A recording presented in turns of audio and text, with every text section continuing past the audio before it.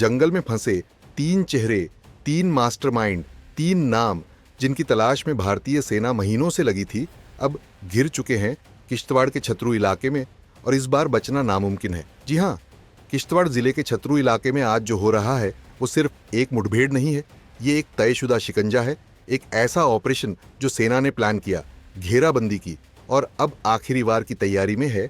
आज की इस रिपोर्ट में हम आपको बताएंगे कि क्या है ये पूरा ऑपरेशन, कौन है वो 3 आतंकी और क्यों ये मुठभेड़ इतना बड़ा संकेत है आने वाले समय के लिए। दरअसल जम्मू कश्मीर का किश्तवाड़ इलाका पहले भी आतंकियों का छिपने का ठिकाना रहा है और इसमें भी छतरू क्षेत्र, पहाड़ी इलाका, घने जंगल, सीमित सड़कों वाला और सुरक्षा बलों के लिए चुनौतीपूर्ण। सुबह 8 बजे सेना और जम्मू कश्मीर पुलिस की संयुक्त टीम ने सर्च ऑन ऑपरेशन शुरू किया। खुफिया जानकारी पहले से मौजूद थी कि कांजल मांडू क्षेत्र के आसपास 3 आतंकी छिपे हैं। हथियारों के साथ जैसे ही तलाशी अभियान शुरू हुआ, जंगलों से अचानक फायरिंग शुरू हो गई। सेना ने तुरंत मोर्चा संभाला।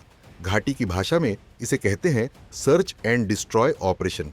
मतलब केवल तलाशी नहीं, सफाया, घटनास्थल पूरी तरह घेरा जा चुका है। ड्रोन कैमरे, थर्मल इमेजिंग और पहाड़ों में ट्रेन किए गए विशेष दस्ते इस ऑपरेशन में लगे हैं। सेना का मकसद साफ है, बातचीत नहीं, समर्पण नहीं, सीधा खात्मा।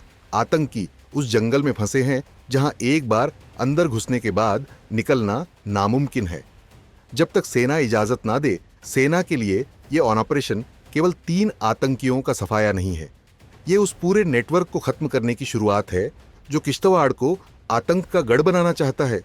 इसी इलाके में आतंकियों से मुठभेड़ के दौरान एक भारतीय जवान शहीद हुआ था। उस घटना के बाद से छतरू सेना की रडार पर था, नजरों में था, लेकिन सेना जल्दबाजी नहीं करना चाहती थी। हर मूवमेंट ट्रैक हो रही थी, हर हथियार की पहचान की जा रही थी और आज वो समय आ गया है जब सेना खुद उनके घर में घुस गई है। फिलहाल 3 आतंकियों की पुष्टि हुई है। इनमें से 2 स्थानीय बताए जा रहे हैं जिनके आईएसआई और पाकिस्तान के आतंकी संगठनों से लिंक होने की खबर है। तीसरा आतंकी, सबसे खतरनाक, कश्मीर के पुराने मॉड्यूल से जुड़ा हुआ, इसकी तलाश एनआईए और आईबी दोनों कर रहे थे। छुपकर सीमा पार से आए नए हथियारों का मास्टर हैंडलर। सेना को इस ऑपरेशन से केवल 3 आतंकियों की लाशें नहीं चाहिए, सेना को इस ऑपरेशन में लोकल इंटेलिजेंस का भी बड़ा साथ मिला है।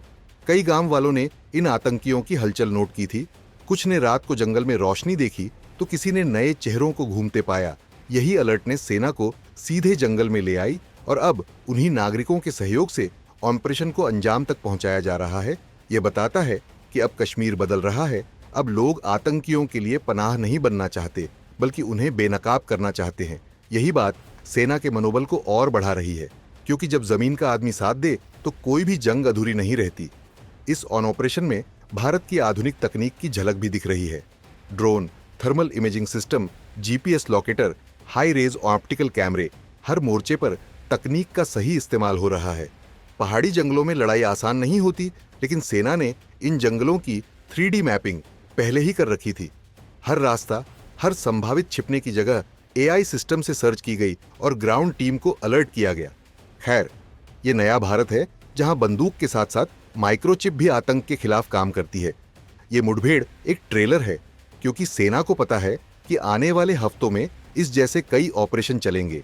किश्तवाड़, डोडा, पुंछ, इन क्षेत्रों में पाकिस्तानी आतंकी संगठन फिर से नेटवर्क जमाने की कोशिश कर रहे हैं। उनका मकसद है कि अमरनाथ यात्रा या स्वतंत्रता दिवस के आसपास कोई बड़ी वारदात को अंजाम दे। लेकिन सेना की रणनीति अब सिर्फ रिएक्शन वाली नहीं है, अब वो इन घटनाओं को होने से पहले ही कुचल रही है। इस ऑपरेशन के खत्म होते ही पूरे नेटवर्क को एक्सपोज किया जाएगा। कौन थे लोकल सपोर्टर, किसने रहन सहन का इंतजाम किया, हथियार कहां से आए, कौन सा रूट इस्तेमाल हुआ, सब कुछ जल्द सामने लाया जाएगा।